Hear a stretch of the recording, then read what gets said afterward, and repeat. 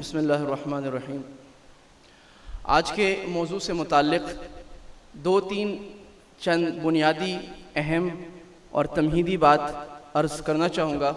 اللہ تعالیٰ مجھے صحیح بات کہنے کی، ہمیں عمل کرنے کی توفیق عطا فرمائے۔ پہلی بات، اگر ہم اس سیمینار کے مقاصد کی طرف چلیں کہ جامعۃ الرشید نے گزشتہ 2 سالوں سے ان تجارتی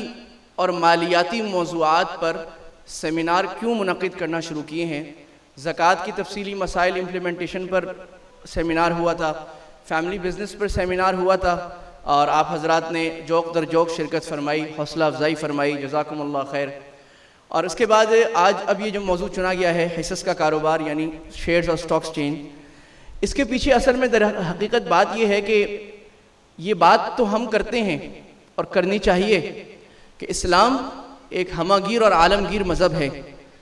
عالمین کا مذہب ہے اور ہمیشہ کا مذہب ہے، اور یہ دین ہے، صرف مذہب نہیں ہے جو تمام شعبوں کو محیط ہے۔ اس میں عبادات بھی آ جاتی ہیں، عقائد بھی آ جاتے ہیں، معاملات یعنی تجارتی معاملات بھی آتے ہیں، اخلاق روحانیت بھی آتی ہے، اور معاشرت کہ ہم سب کو مل جل کر ایک دوسرے کے ساتھ کن صفات کے ساتھ رہنا چاہیے۔ لیکن چند چیزیں ایسی ہیں جو انتہائی کلیدی ہیں مسلمانوں کے عروج کے لیے، اور انہی موضوعات میں آج امت کے اندر ہمارے اکابرین امت بہت زیادہ کمی محسوس کر رہے ہیں، اب سے نہیں، جب سے مسلمانوں کا دور زوال شروع ہوا ہے۔ اور ان میں 2 باتیں خاص طور پر معاملات اور معاشرت ہے کہ مسلمانوں کا مالیاتی معاملات کیسے حرام سے پاک ہو جائیں، حلال کی طرف آ جائیں۔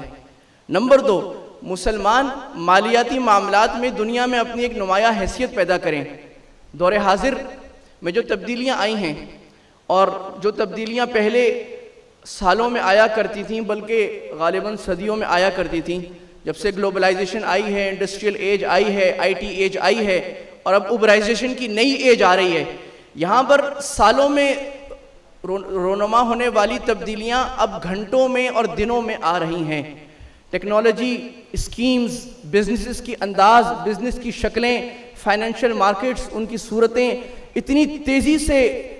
جزبز ہو رہی ہیں کہ اگر زمانے کی رگوں پر انگلیاں مضبوطی سے نہ ہوں، زمانے کے چلتے ہوئے انداز پر نظریں نہ ہوں، تو ہر انسان پیچھے رہ جائے گا۔